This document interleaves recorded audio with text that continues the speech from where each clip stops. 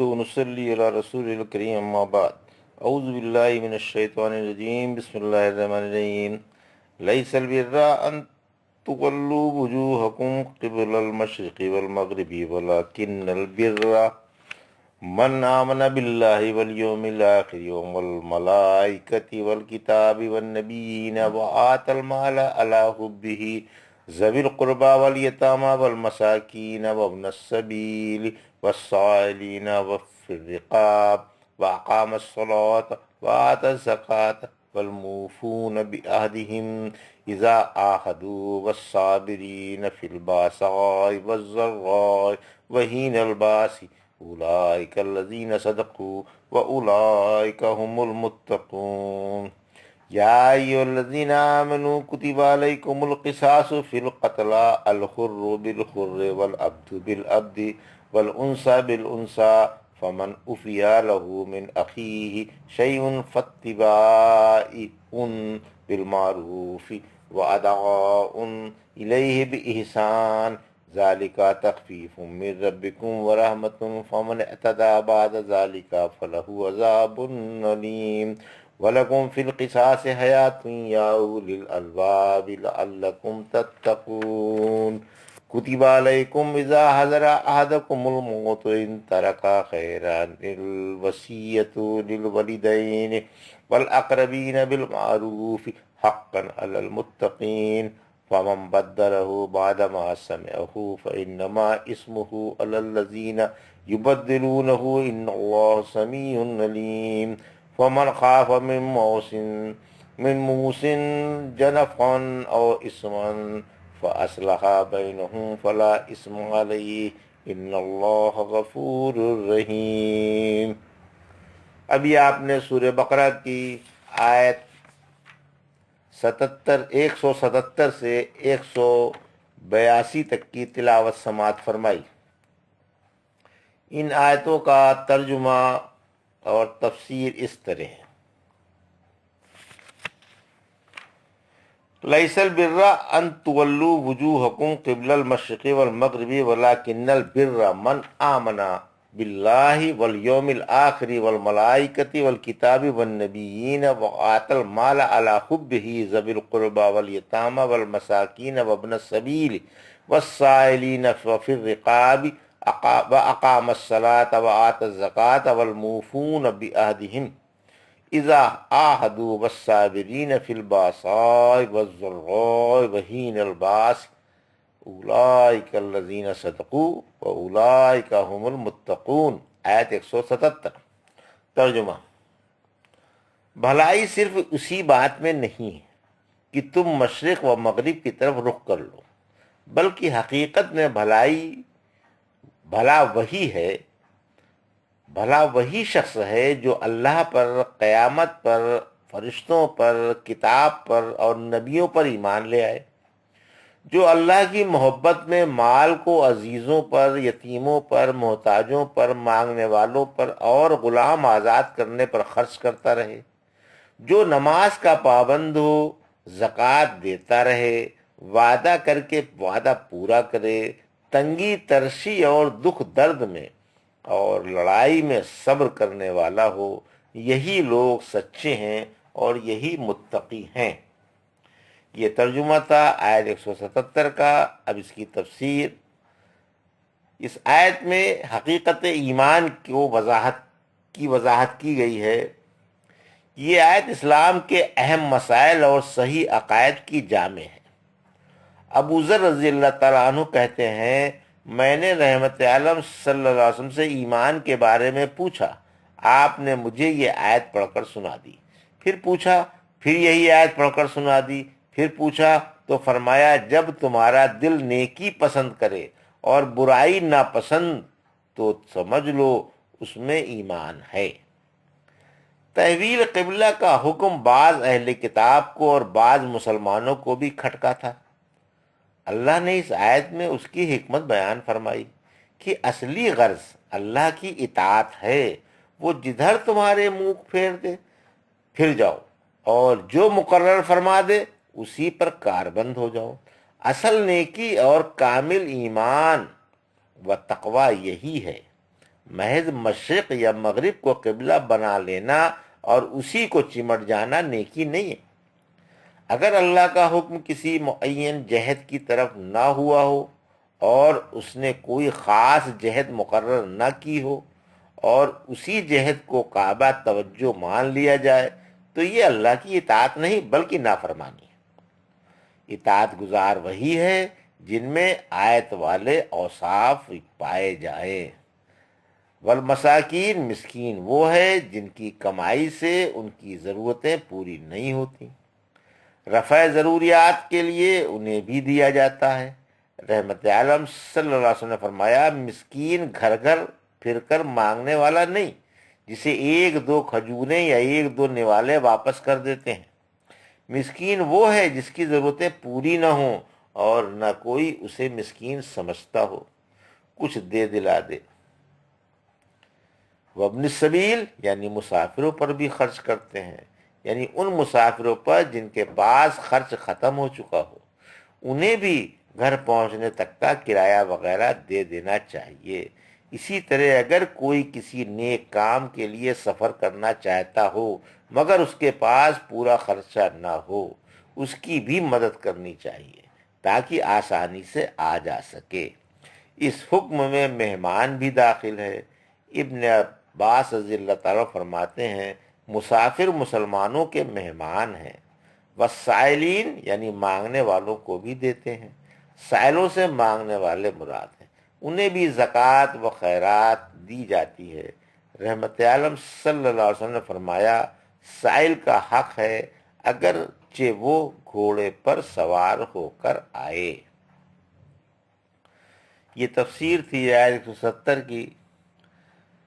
اس آیت 170 میں کے ترجمے سے ایک ایک لفظ واضح ہے کہ بھلائی صرف اسی بات میں نہیں کہ تم مشرق و مغرب کی طرف رخ کر لو، بلکہ حقیقت میں بھلا وہی شخص ہے جو اللہ پر، قیامت پر، فرشتوں پر، کتاب پر اور نبیوں پر ایمان لے آئے، جو اللہ کی محبت میں مال کو عزیزوں پر، یتیموں پر، محتاجوں پر، مانگنے والوں پر اور غلام آزاد کرنے پر خرچ کرتا رہے، جو نماز کا پابند ہو، زکوٰۃ دیتا رہے، وعدہ کر کے وعدہ پورا کرے، تنگی ترشی اور دکھ درد میں اور لڑائی میں صبر کرنے والا ہو۔ یا ایھا الذین آمنوا کتب علیکم القصاص فی القتلی الحر بالحر والعبد بالعبد والانثى بالانثى فمن عفی له من اخیہ شیء فاتباع بالمعروف واداء الیہ بإحسان ذلک تخفیف من ربکم ورحمۃ فمن اعتدی بعد ذلک فلہ عذاب الیم۔ آیت 178۔ وَلَكُمْ فِي الْقِصَاصِ حَیَاتٌ یا اُولی الْأَلْبَابِ لَعَلَّکُمْ تَتَّقُونَ۔ آیت 179۔ ان دونوں آیتوں کا ترجمہ، اے ایمان والو، تم پر قتل کیے جانے والوں کا بدلہ لکھ دیا گیا ہے۔ آزاد کے بدلے آزاد، غلام کے بدلے غلام اور عورت کے بدلے عورت ہے۔ پھر جسے اس کے بھائی کی طرف سے کچھ معافی مل جائے تو بھلائی سے پیچھے لگنا اور آسانی سے دیت دینی چاہیے، یہ تمہارے رب کی طرف سے تخفیف و رحمت ہے۔ پھر جس نے اس کے بعد زیادتی کی اس کے لیے دردناک عذاب ہے۔ اے عقل والو، تمہارے لیے قصاص میں زندگی ہے تاکہ تم ناحق خون سے بچتے رہو۔ یہ ترجمہ تھا آیت 178 اور 179 کا۔ اب اس کی تفسیر، آیت 178، قصاص کا بیان، یعنی قصاص میں برابری فرض ہے۔ آزاد کے بدلے آزاد پر، غلام کے بدلے غلام پر اور عورت کے بدلے عورت پر حد جاری کرو اور اس حد سے آگے نہ بڑھو، جیسا کہ بعض لوگوں نے حدوں سے تجاوز کر کے اللہ کے احکام بدل ڈالے۔ عہد جاہلیت میں بنی قریظہ اور بنی نذیر کی جنگ ہوئی تھی، اس میں ثانی ذکر کو غلبہ حاصل ہوا تھا۔ پھر جب کوئی نظری قذری یا قرضی کو قتل کر ڈالتا تو نظری جو اس کے قصاص میں قتل نہیں کیا جاتا تھا، بلکہ مقتول کے عوض مقتول کے وارثوں کو 100 وسق کھجوریں دے دیا کرتے تھے۔ لیکن جب قرضی کسی نظری کو قتل کر ڈالتا تو قرضی اس کے قصاص میں قتل کر دیا جاتا تھا، اور اگر اس سے فدیہ لیا جاتا تو 2 گنا لیا جاتا۔ اللہ نے قصاص میں برابری کا حکم دیا کہ شرارت پسندوں کے رد و بدل کر دینے والوں کی اور کفر و بغاوت کی وجہ سے اللہ کے احکام کی مخالفت کرنے والوں کی پیروی نہ کرو۔ قصاص یا قصاص و دید دونوں کی معافی۔ فمن عفا، یعنی اگر کسی کو اس کے بھائی کی طرف سے کلی یا جزئی معافی مل جائے تو انصاف مد نظر رکھتے ہوئے دیت آسانی سے ادا کر دی جائے۔ معافی کی یہ صورت ہے کہ قتل عمد میں دیت قبول کر لی جائے یا اپنے حصے کی دیت بھی چھوڑ دی جائے اور بالکل ہی معاف کر دیا جائے۔ اگر کوئی شخص دیت لینے پر راضی ہو جائے تو اسے قاتل پر بار نہیں ڈالنا چاہیے اور سہولت کے ساتھ دیت وصول کر لینی چاہیے، اور قاتل کا بھی فرض ہے کہ حسب وعدہ ٹالے نہیں اور بلا تعمل دیت ادا کر دے۔ مقتول کے ورثہ کو 3 باتوں میں سے کسی ایک کا اختیار ہے۔ پھر فرمایا جس نے دیت قبول کرنے یا وصول کرنے کے بعد زیادتی کی اس کے لیے دردناک عذاب ہے۔ رحمت عالم صلی اللہ علیہ وسلم نے فرمایا جس کا کوئی مقتول یا مجروح ہو اسے ان 3 باتوں میں سے کسی ایک کا اختیار ہے، یا تو قصاص میں قاتل کو قتل کر دے، یا معاف کر دے، یا دیت وصول کر لے۔ اگر کوئی شخص کوئی چوتھی بات ڈھونڈے اس کا ہاتھ پکڑ لو، پھر جو دیت قبول کرنے یا معاف کرنے کے بعد زیادتی کرے اس کے لیے ہمیشہ ہمیشہ کے لیے جہنم کی آگ ہے۔ ایک روایت میں ہے کہ اس کو معاف نہیں کروں گا جس نے دیت وصول کر کے قاتل کو قتل کر ڈالا، یعنی اس سے دیت قبول نہیں کی جائے گی بلکہ اسے قتل ہی کیا جائے گا۔ آیت نمبر 179 کی تفسیر میں قانون قصاص کی افادیت۔ قانون قصاص سے لوگوں کی جانیں محفوظ ہو گئیں۔ اس میں ایک عظیم مصلحت کار فرما ہے، کیونکہ قاتل یہ سوچ کر کہ قصاص میں بھی مارا جاؤں گا ناجائز قتل سے باز رہے گا اور لوگوں کی جانیں محفوظ ہو جائیں گی۔ پہلی کتابوں میں یہ قانون ان الفاظ میں بیان کیا گیا ہے: القتل النفی للقتل، یعنی قتل کیا جانا قتل کو بڑی خوبی سے روک دیتا ہے، مگر قرآن نے اسی مضمون کو بے حد بلیغانہ انداز میں بیان فرمایا جو انتہائی مختصر اور فصاحت و بلاغت سے پر ہے۔ کتب علیکم اذا حضر احدکم الموت ان ترک خیرا الوصیۃ للوالدین والاقربین بالمعروف حقا علی المتقین، آیت 180۔ فمن بدلہ بعد ما سمعہ فانما اسمہ علی الذین یبدلونہ ان اللہ سمیع علیم، آیت 181۔ فمن خاف من موصٍ جنفا او اثما فاصلح بینہم فلا اسم علیہ ان اللہ غفور رحیم، آیت 182۔ ان تینوں آیتوں کا ترجمہ: جب تم میں سے کسی کی موت کا وقت قریب ہو تو اگر وہ مالدار ہے تو اس کے لیے ماں باپ اور عزیزوں کے لیے وصیت فرض کی گئی۔ یہ حکم پرہیزگاروں پر ثابت ہے، پھر جو شخص وصیت سن کر بدل ڈالے اس کا گناہ بدلنے والے پر ہے، یقیناً اللہ خوب سننے والا اور خوب جاننے والا ہے۔ پھر اگر کوئی شخص وصیت کرنے والے کی طرف سے کسی کی طرف جھکاؤ کا یا گناہ کا خوف کرے اور ان میں باہمی صلح کرا دے تو اس پر کوئی گناہ نہیں۔ یاد رکھو اللہ بڑی بخشش والا اور نہایت مہربان ہے۔ یہ ترجمہ تھا آیت 180، 181 اور 182 کا۔ اس کی تفسیر: آیت 180 کی تفسیر: عزیز و اقارب کو وصیت۔ اس آیت میں ماں باپوں اور عزیزوں کو وصیت کرنے کا حکم ہے۔ اس کے بعد میراث والی آیت اتری جس سے یہ حکم منسوخ کر دیا۔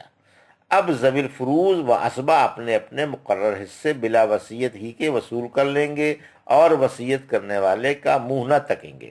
اسی وجہ سے رحمت عالم صلی اللہ علیہ وسلم نے فرمایا: یاد رکھو اللہ نے ہر حقدار کو اس کا حق دے دیا ہے، لہذا اب وارث کے لیے وصیت نہیں۔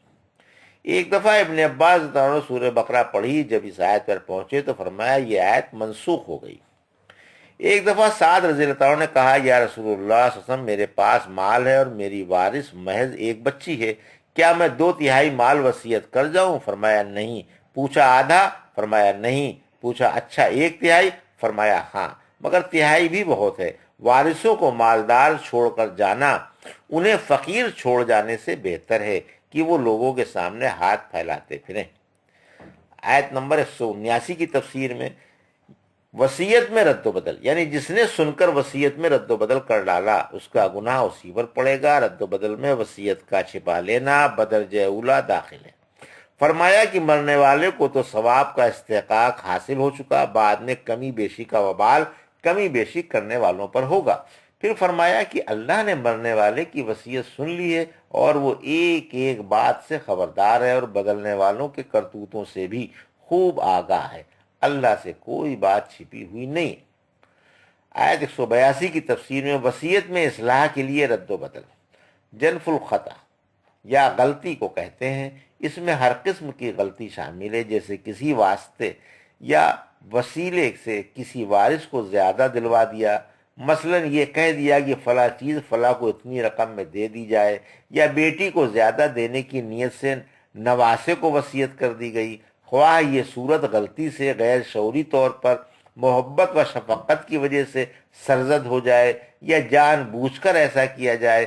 اگر ایسی صورت پائی جائے تو بعد والے وصیت کی تصحیح کرا دیں تاکہ حقداروں کی بھی حق تلفی نہ ہو اور مرنے والا بھی اللہ کے عذاب سے بچ جائے اور وصیت بھی شرع کے مطابق ہو جائے۔ اس قسم کے رد و بدل سے کوئی گناہ نہیں بلکہ اصلاح مقصود ہے۔ وصیت میں ظلم کرنا کبیرہ گناہ ہے۔ اس باب میں سب سے اچھی حدیث مصنف عبدالرزاق والی ہے کہ رحمت عالم صلی اللہ علیہ وسلم نے فرمایا کہ انسان 70 سال تک نیکیوں جیسا عمل کرتا رہتا ہے، پھر وصیت میں ظلم کر جاتا ہے اور اس برے عمل پر فوت ہو جاتا ہے اور جہنم میں چلا جاتا ہے، اور ایک شخص 70 سال تک رندوں جیسے عمل کرتا رہتا ہے، پھر وصیت میں انصاف کو مد نظر رکھتا ہے اور اسی پر فوت ہو جاتا ہے اور جنتی بن جاتا ہے۔ ابو ہریرہ رضی اللہ تعالیٰ فرماتے ہیں اگر تم چاہو تو یہ آیت پڑھ لو، تلک حدود اللہ، یعنی یہ اللہ کی حدیں ہیں، ان سے آگے نہ بڑھو۔ یہ تھا سورہ بقرہ کی آیت 177 سے لے کر 182 تک کی آیتوں کا ترجمہ اور تفسیر جو ابھی آپ نے سماعت فرمائی۔ بارک اللہ لی ولکم فی القرآن الحکیم ونفعنا ایاکم بآیات الذکر الحکیم۔